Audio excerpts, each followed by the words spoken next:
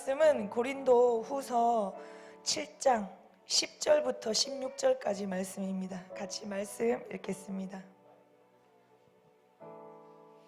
교독하시겠습니다. 고린도 후서 7장 10절부터 16절까지 말씀입니다. 하나님의 뜻대로 하는 근심은 후회할 것이 없는 구원에 이르게 하는 회개를 이루는 것이요 세상 근심은 사망을 이루는 것이니라.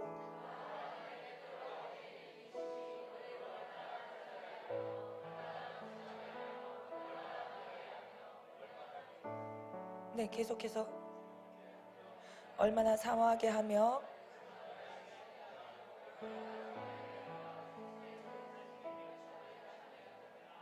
그런즉 내가 너희에게 쓴 것은 그 불의를 행한 자를 위한 것도 아니요 그 불의를 당한 자를 위한 것도 아니요 오직 우리를 위한 너희의 간절함이 하나님 앞에서 너희에게 나타나게 하려 함이로다.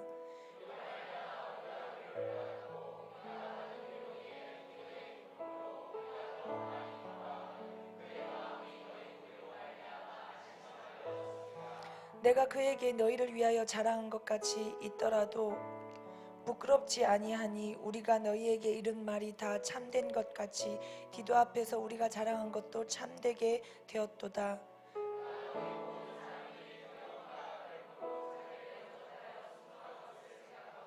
너희를 향하여 그의 심정이 더욱 깊었으니 내가 범사에 너희를 신뢰하게 된 것을 기뻐하노라. 아멘. 할렐루야.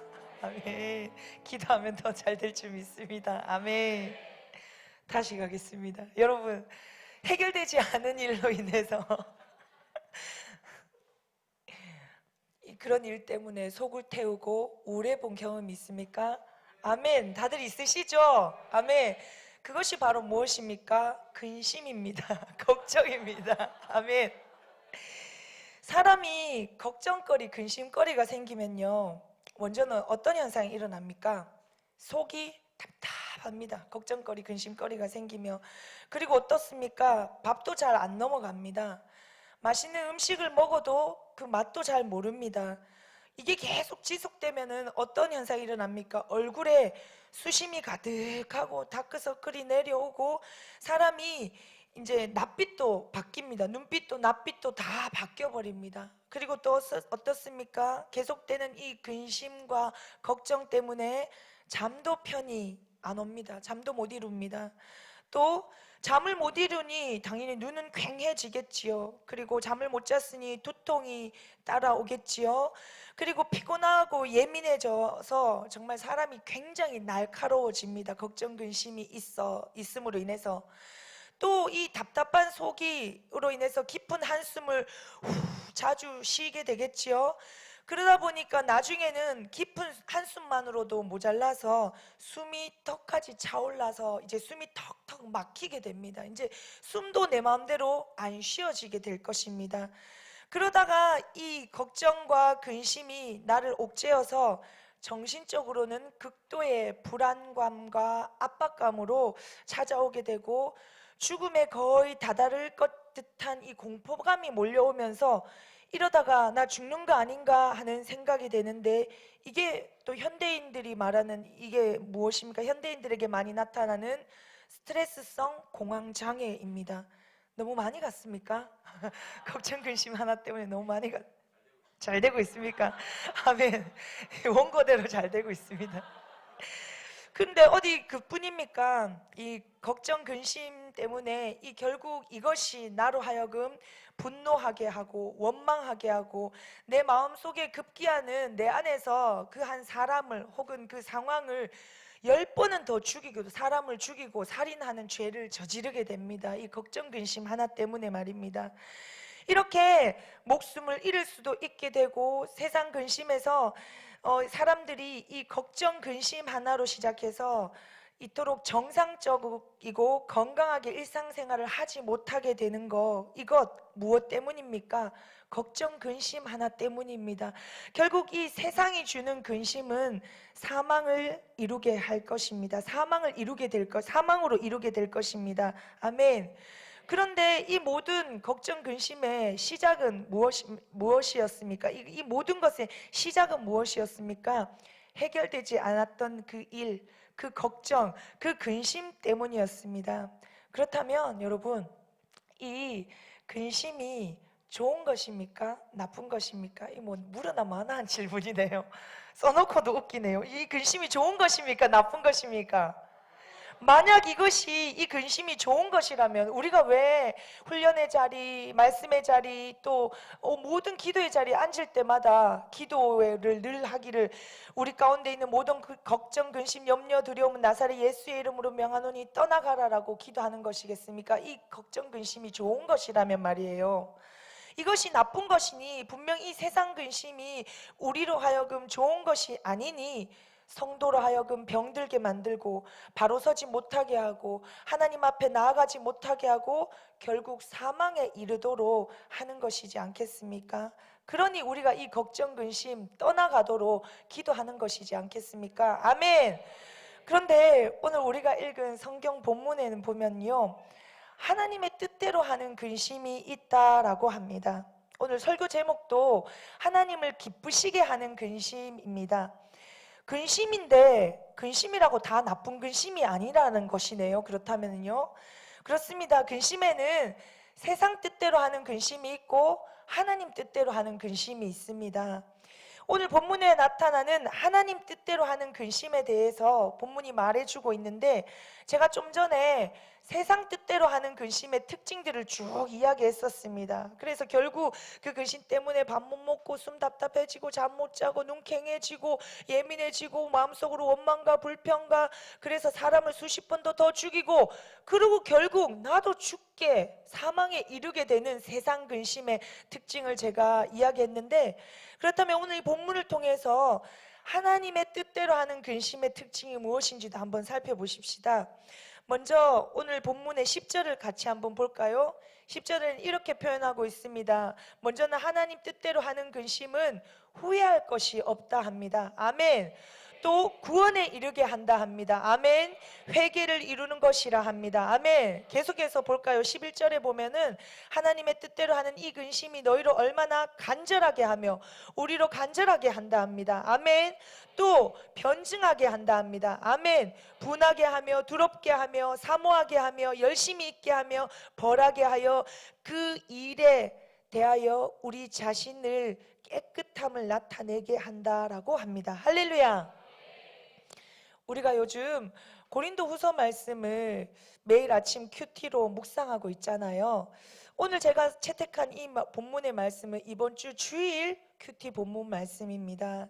그렇다면 여기서 다시 한번 고린도 후서가 쓰여진 당시의 바울의 상황과 또 고린도 성도들의 상황을 조금 짚어보고 넘어가고자 합니다. 고린도 교회는 거짓 교사들로 인해서 바울의 사도성과 그의 가르침에 대해서 오해하도록 만들었고, 실제로 성도들은 그런 상황 가운데 있었습니다. 바울은 그리하여서 그것을 바로잡고자 바울이 다시 그 고린도 성도들을 방문하여서 그들을 바로잡아 주고자 했지만 그들은 바울을 배척했고, 또다시 바울은 심한 마음의 상처를 받고 입고 다시 돌아와서 다시 그들에게 돌아갈 엄두를 못 내고 있는 상황이었습니다. 그럴 찰나에 바울은 디도 편에 편지를 써서 보내서 고린도 교회를 돌아보게 했습니다. 실제로 바울이 전도하였고 말씀으로 양육하여 가르쳐서 일꾼을 세워놓고 이제 또 다른 곳으로 전도하고 있는 찰나에 고린도 성도들 가운데, 고린도 안에 거짓 교사들이 난무하여 거짓 교사들이 사람들의 마음을 미혹해 하여 혼미케 하여서 바른 가르침을, 하나님의 복음을, 예수 그리스도의 복음을, 진리를 바로 따라가지 못하도록 정말 분탕질을 해놓은 거예요. 그런 상황에 바울은 다시 가고자 갔지만 바울을 받아들여 주질 않는 거예요. 왜냐하면 이미 바울의 사동성을 의심하게 만들었고 바울의 가르침조차도 의심하도록 성도들로 하여금 정말 엉망진창으로 만들어 놓았기 때문에 더 이상 그들도 바울을 인정하지 않는 거예요. 그러니 바울은 그곳으로 들어가서 그들의 삐뚤어진 신앙관을 가르쳐 줄 수가 없었습니다. 그래서 바울이 택한 방법, 디도를 통해 편지를 써서 그들을 가르치고자 했는데, 디도를 이제 바울이 AD 55년에 고린도 교회에 대해서 한번 찾아갔다가 거절당하고 배척당하고 돌아와서 이 아픈 마음으로, 정말 애끓는 마음으로, 그럼에도 불구하고 고린도 성도들이 다시 하나님 말씀 앞에, 복음 앞에 바로 서로 서게 되기를 소망하면서 AD 56년 봄에 이 편지를 써서 고린도후서 편지를 써서 이제 디도편에 보낸 것이죠. 그렇게 그것을 보내고 바울은 뭐 하고 있었겠습니까? 여전히 바울은 전도자였기 때문에 여전히 전도 여행을 계속했겠지요. 전도 여행을 하러 바울은 어디로 갔습니까? 계속하여서 바울은 드로아로 복음을 위하여, 디도를 보내놓고 바울은 복음을 위하여 드로아로 갑니다. 그곳을 들어가서 복음을 전할 기회를 얻는데, 우리 고린도후서 2장 12절 말씀을 같이 한번 볼까요? 같이 한번 읽겠습니다. 시작. 그런즉 2장 12절 시작. 내가 그리스도의 복음을 위하여 드로아에 이름에 주 안에서 문이 내게 열렸으되, 계속해서 여기까지인가요? 네, 12절. 드로아에 가서 복음을 위하여 드로아에 갔고, 거기에 이르렀을 때 주 안에서 복음을 증거할 문이 열렸습니다. 그런데도 불구하고 바울은 12절 말고 13절도 있었는데 좀 못 세워졌네요. 거기 13절에 문이 열렸음에도 불구하고 바울의 마음에 심하게 근심이 있어서 복음을 전하지 못합니다. 왜냐하면요, 디도를 통해서 편지를 써서 고린도 성도들에게 보내놨는데 연락이 오지 않는 거예요. 디도가 아직 도착하지 않는 거, 어찌게 됐는지 너무 궁금한데, 이것 때문에 정말 애를 끓고 있는데 복음이 안 전해지는 거예요. 사역자인데, 복음 전하는 전도자인데, 복음 전하러 드로아에 갔고 복음 전할 기회를 얻었는데 복음을 못 전하는 거예요. 무엇 때문에요? 그 마음에 근심 때문에. 무슨 근심이요?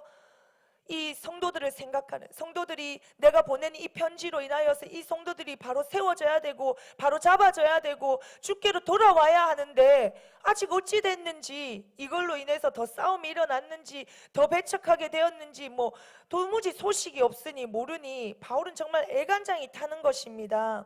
이런 상황에서 바울은 그 복음을 전할 기회를 있었지만 복음을 전하지 못하고 형제 디도를 만나지 못함으로 내 심령이 편하지 못하여 그들을 작별하고 마게도냐로 갔노라 라고 2장 13절은 이야기하고 있습니다.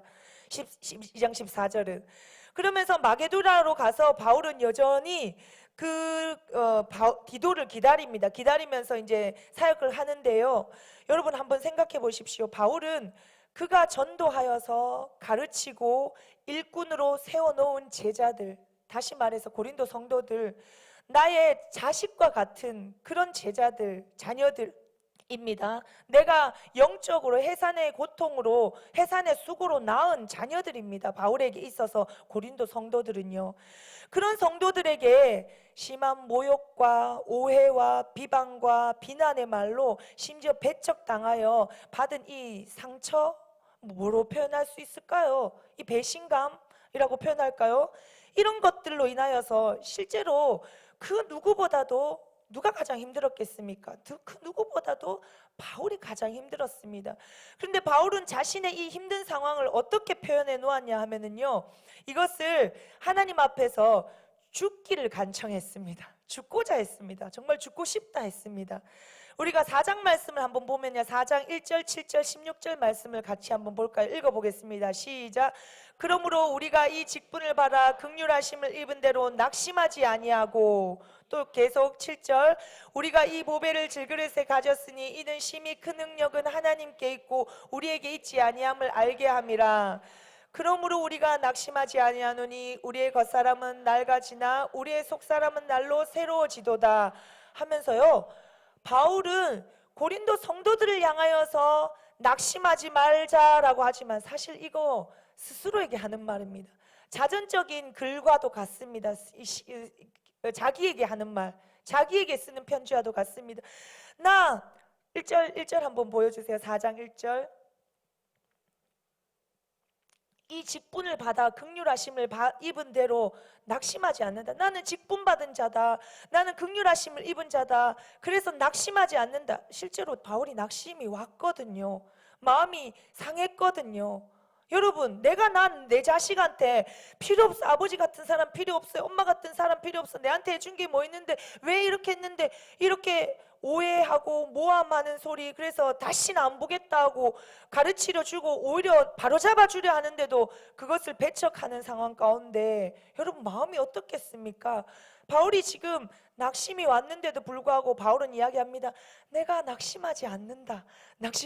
고상하게 표현하는 것 같아요. 난 낙심하지 않는다. 왜냐하면 직분을 받았고 긍휼하심을 입었기 때문이다 하면서 또 그 다음에 말씀을 보면은요, 6절 7절, 우리가 보배를, 결국 우리의 질그릇 같은 인생에 예수 그리스도를, 그 보배를 내 인생에 담았기 때문에 우겨썸을 당하여도 쌓이지 않고, 내가 박해를 받아도 넘어지지 않는다, 나는 절대 낙심하지 않는다 하면서 자기 자신을 그렇게 스스로 말씀으로 신앙으로 고백할 뿐만 아니라 성도들을 향하여서도 절대 낙심하지 말기를 바울은 이야기하고 있습니다. 아멘.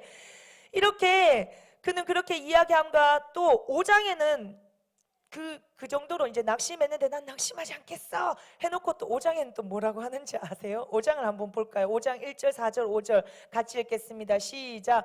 만일 땅에 있는 우리의 장막집이 무너지며 하나님께서 지으신 집 곧 손으로 지으신 것이요 하늘에 있는 영원한 집이 우리에게 있는 줄 아느니라. 잠깐만요. 아멘. 만약에 땅에 있는 집, 육체의 장막, 다시 말해서 우리의 육신이 이제 이 땅에서 끝이 나면은 어디에 영원한 하나님의 손으로 하나님이 지으신 집, 하나님이 지으신 영원한 하늘의 집, 다시 말해서 우리에게 부활 이후에 또 죽음 이후에 우리에게 올 그 새 생명 영원한 옷을 덧입게 될 것이고 우리가 그것을 소망하지 않겠느냐라고 합니다. 또 계속해서 4절과 5절 같이 읽어볼게요. 시작.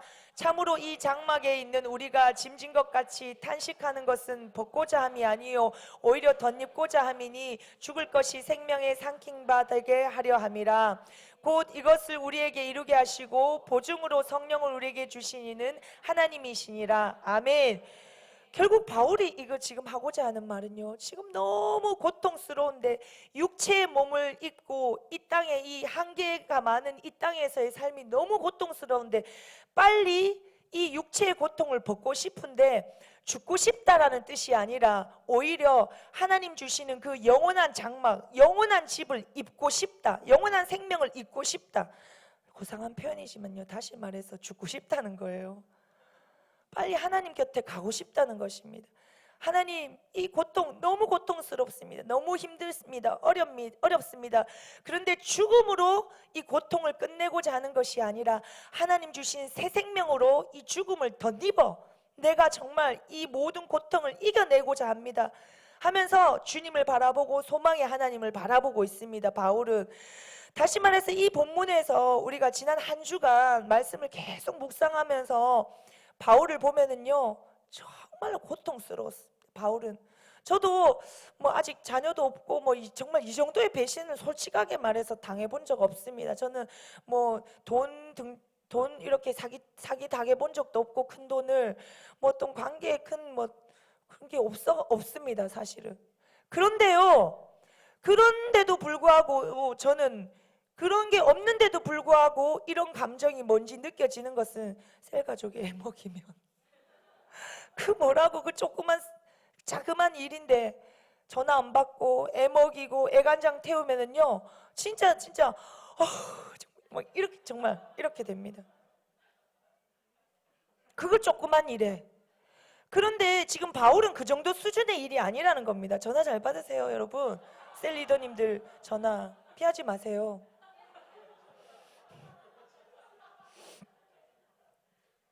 그러면서 바울은 정말 이렇게 내가 심한 낙심이 있었지만 나는 낙심하지 않는다. 나는 사명자다, 직분자다.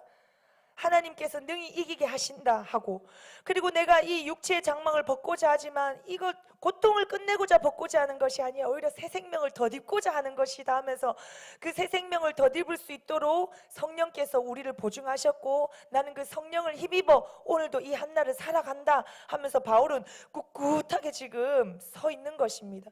어쩌면요, 굳이 말하면 바울이 도망가도 도망갈 수 있었고 때리쳐도 몇 번은 더 때리칠 수 있었을 것입니다. 이런 상황에서 이 배신자들과 함께 어떻게 사역합니까? 바울을 말하는 겁니다. 지난 일주일간 우리가 계속 이 말씀을 묵상했잖아요. 자, 바울은 성도들이 자신을 비방하고 오해하고 배척하는 이 배신감과 상처로 이 상한 마음을 안고 있었지만, 사실은 바울은 자신을 배척하는 것은 사실 상관없지만, 그 성도들이 그 잘못된 거짓 교사들의 가르침으로 인하여서, 잘못된 복음을 받아들임으로 인하여서 하나님과 멀어지고 그리스도의 복음을 배척하고 그리스도를 오해하고 잘못된 길로 가는 것은 절대 용납할 수가 없었습니다. 아멘. 그래야 해서 바울은 결국 그 자리를 지킬 수밖에 없었고, 다시 가고자 하였지만 또 이 트러블이 생겨서 오히려 역효과가 날까봐 지혜를 낸 것이 편지를 써서 디도 손에 보내준 거예요. 그리고 이제 바울은 이제 그들이 어떻게 될 것인지 이제 디도를 통해서 결과를 듣기를 기다리고 있는데, 이제나 올까 저제나 올까 하는데 디도가 오지 않는 것입니다. 그러니 그때부터 이제 바울은 무슨 마음이 생겼습니까? 두려운 마음이 생겼습니다. 어떤 두려운 마음요? 이것으로 인해서 오히려 내가 괜히 편지를 보내서 성도들로 하여금 더 근심하게 만들고, 더 어렵게 만들고, 더 하나님의 길로 바로 서지 못하고 잘못된 길로 가지는 않을까 하는 근심이 생겨버린 겁니다. 그냥 단순히 그 편지가 여러분 잘 지내고 있죠? 화이팅입니다. 기도하고 있습니다. 힘내세요가 아니었어요. 그 편지에는요, 정말 잘못된 것으로부터 돌아오게 하는 회개를 촉구하는 아주 강한 메시지가 그 속에 담겨져 있었던 것입니다. 그들을 질책했고요, 그들을 정말 또 가르쳤고요, 야단쳤고요, 그들이 복음에서 벗어나면 어떻게 되어지는지 강력한 말씀으로 그들을 훈계했습니다. 가르쳤습니다. 그 편지를 듣고 좋은 마음으로 그들이 그 말씀을 듣고 돌아오면 좋을 텐데 아직까지도 소식이 없으니 바울은 더욱더 애가 탔던 것이지요. 그러면서 바울이 이 표현하기를 고린도 후서 7장 5절 말씀에 보면은 바울이 표현하기를, 고린도후서 7장 5절 같이 읽어보겠습니다. 시작. 우리가 마게도냐에 이르렀을 때에도 우리 육체가 편하지 못하였고 사방으로 환난을 당하여 밖으로는 다툼이요 안으로는 두려움이었노라. 그럼 5절까지 바울은 이렇게 말합니다. 이제 아까 드로아에서 이제 마게도나로 이제 계속하여서 복음 증거 사역을 위하여 바울은 계속해서 사역하고 있습니다. 그럼에도 바울은 여기 어떻게 표현하고 있습니까? 육체가 편하지 못한 거예요. 사방으로 환난을 당하고 밖으로는 다툼이 있고 그의 마음 가운데는 두려움이 있는 거. 그 마음 안가운데 복음 전하는 전도자가 두려움이 웬 말입니까? 그런데 이게 무슨 두려움입니까? 내가 사단 때문에 넘어질까 하는 두려움이었습니까? 내 앞길이 어떻게 될지 몰라 하는 어떤 불투명한 미래 때문에 오는 그런 두려움이었습니까? 아닙니다. 편지를 보내놨는데 성도들에게 디도편에 답변이 없는 거예요. 잘 됐는지 안 잘 됐는지, 야들이 이걸 갖고 주께로 돌아오게 되었는지, 다시 더 싸우게 되고 디도가 편지 들고 가가지고 돌에 맞았는지 모르는 거예요. 그래서 이 답답한 마음에 내가 편지를 잘못 괜히 쓴 거 아닐까, 너무 세게 쓴 거 아닐까, 등등의 두려움이 바울 안에 있었던 겁니다. 그런데 그런 바울은 그렇게 그 편지를 보내고 난 다음에 그런 마음을 표현하면서 고린도 후서 7장 8절에 보면은 같이 읽어보겠습니다. 시작. 그러므로 내가 편지로 너희를 근심하게 한 것을 후회하였으나 지금은 후회하지 아니함은 그 편지가 너희로 잠시만 근심하게 한 줄을 알미라.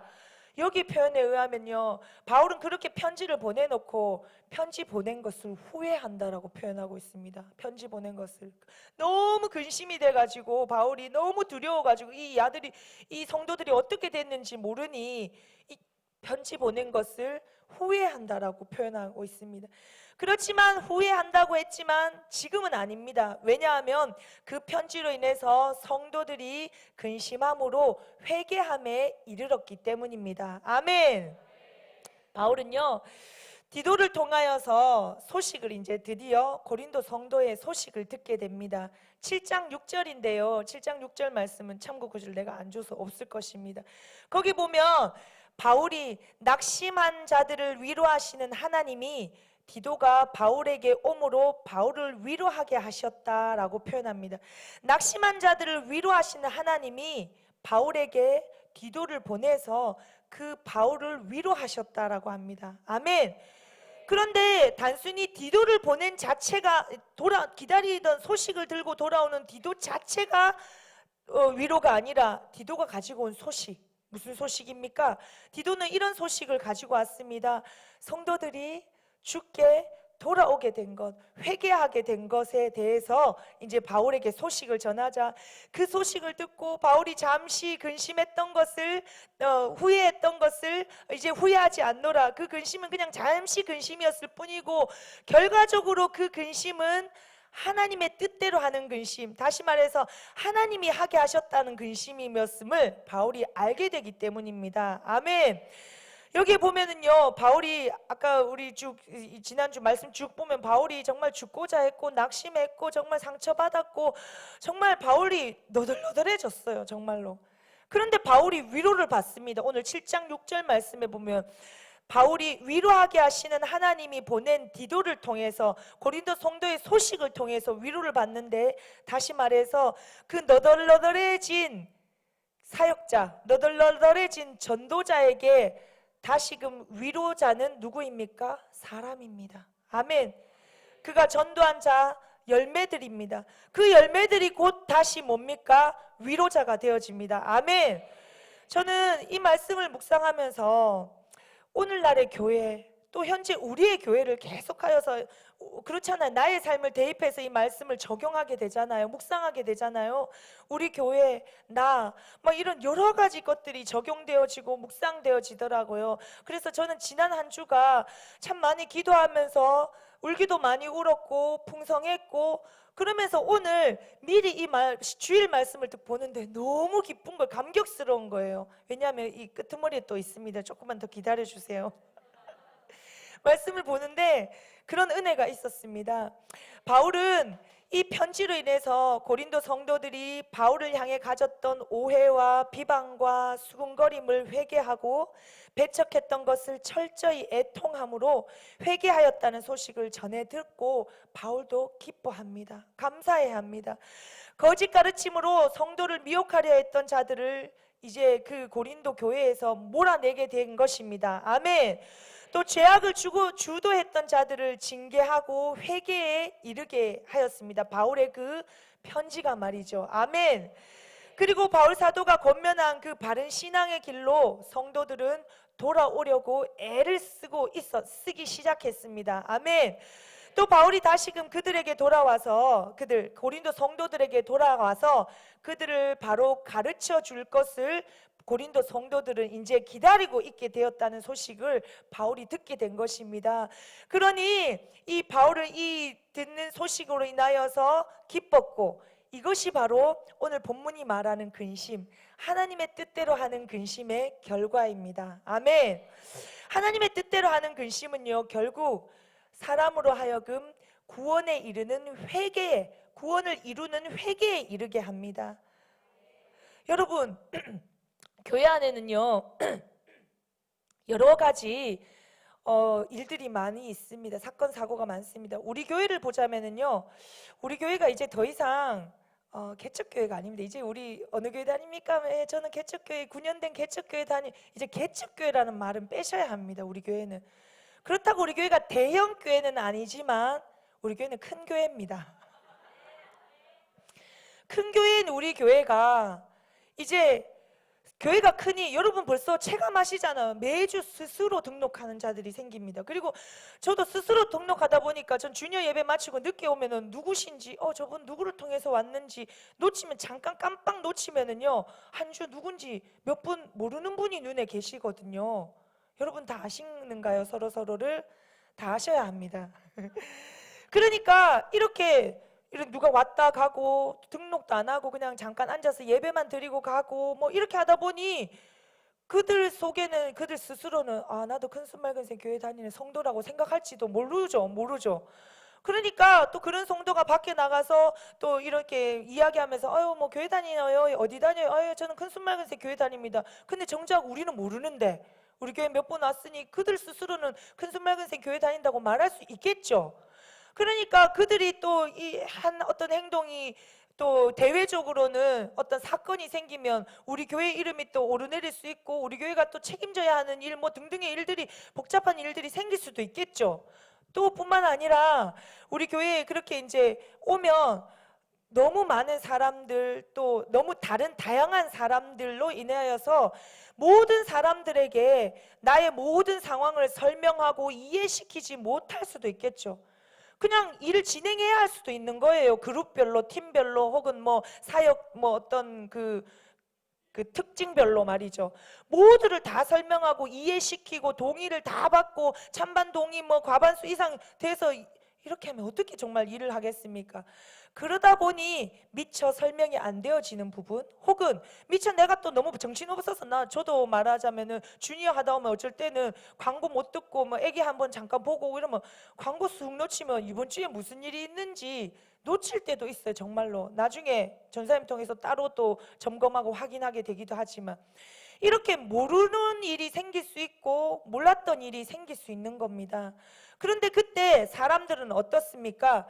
내가 몰랐던 것으로 인해서 생긴 것을 이해하지 못하여서 생긴 것을 그때부터 뭐 하기 시작합니까? 오해하기 시작합니다. 왜 내한테만 말 안 했고 왜 나만 몰랐고 이러면서 왜 나만 뺐고부터 시작해서 또 그런 오해가 결국은 상황적으로 생긴 오해, 그것이 나중에 이제 뒤늦게 알게 되어서 내가 잘못한 것도 아니고 네가 잘못한 것도 아니고 달랐고 설명이 안 되었고 뭐 이렇게 생긴 것이지만 그 오해한 당사자는요 오해했다라고 인정하고 싶지 않습니다. 내가 맞다, 오해는 무슨 오해, 맞다라고 이렇게 하게 되어집니다.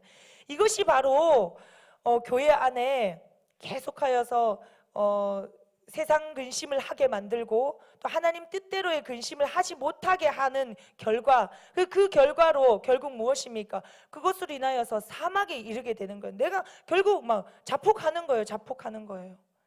그러니 오늘 우리는 이 본문을 통하여서 하나님 뜻대로 하게 하는 근심으로 우리가 나아가기를 소망합니다. 아멘.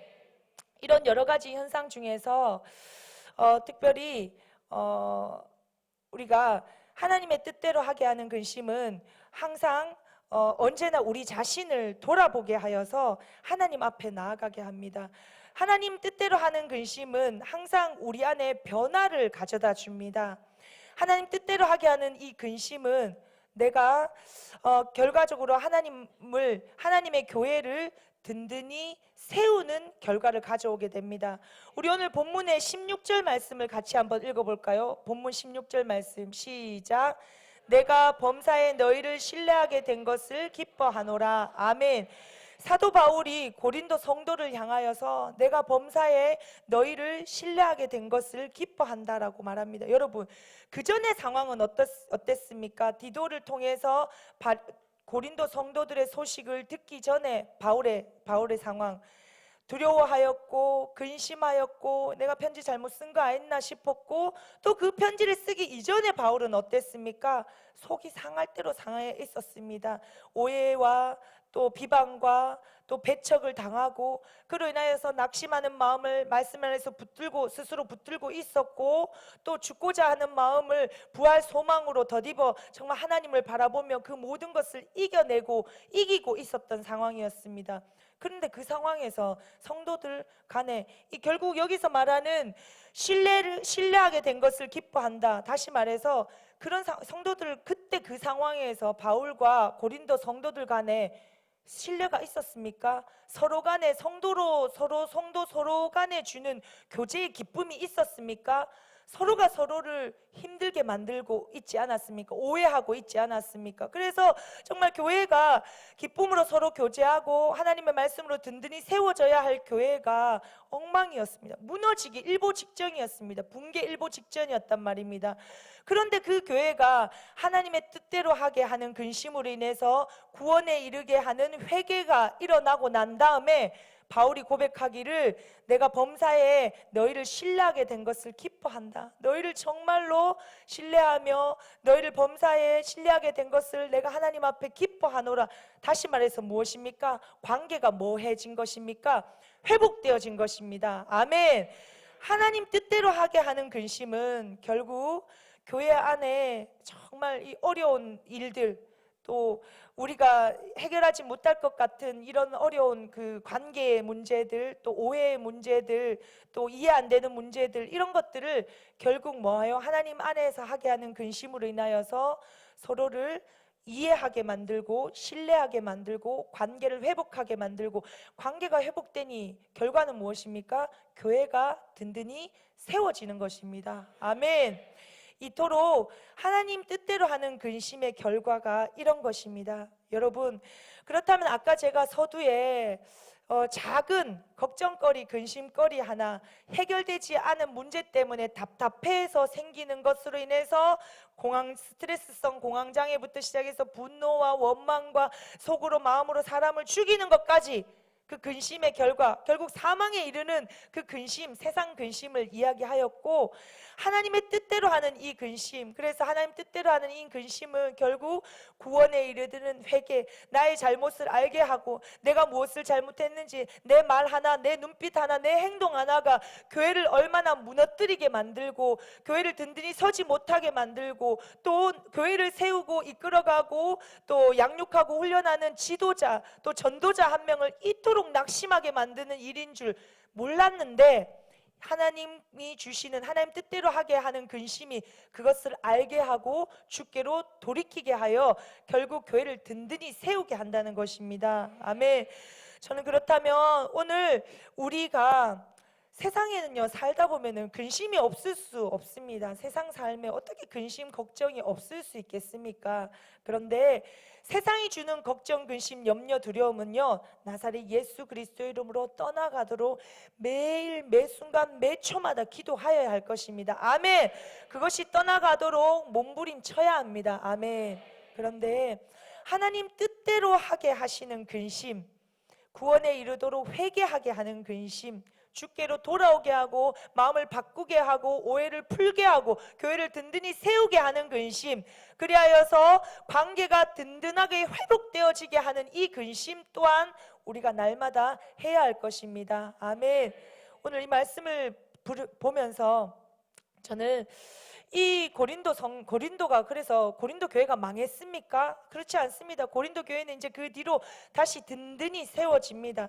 그래서 그처럼 우리 교회가 이렇게 말씀으로 든든히 세워지고, 또 셀 안에서 셀 가족과 셀 리더 안에, 또 인턴 안에, 또 가정 안에서도 부모와 자녀 간에, 또 부부 간에, 또 직장 안에서도 상사와 또 부하 간에, 동료 간에, 동료들 간에, 또 친구들 간에 정말 오해하고 이해하지 못했던 것을 그래서 비방하게 되고, 그냥 나는 그냥 이해 안 된 것으로 얘기했을 뿐인데 그것이 정말 그 사람을 이렇게까지 낙심하게 만들게 되고 교회를 무너뜨리게 만들게 되고 교회가 하나 되지 못하도록 만들게 되어진 결과를 초래했다면, 이게 이제 하나님 뜻 안에서 하는 근심으로 인해서 우리가 모든 것을 바꾸고 돌이키고 주께로 돌아오는 계기를 마련해야 될 것입니다.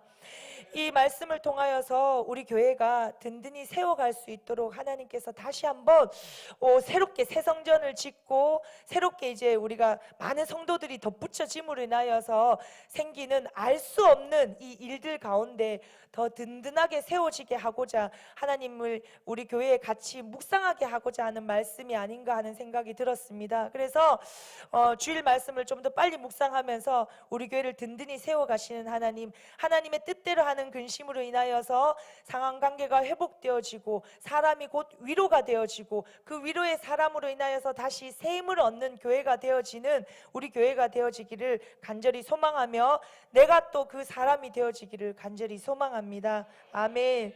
말씀을 맺고 같이 기도하도록 하겠습니다. 우리 찬양 같이 드리겠습니다.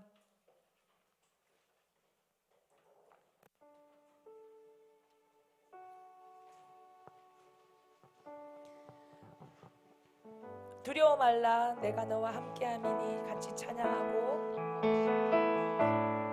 우리 교회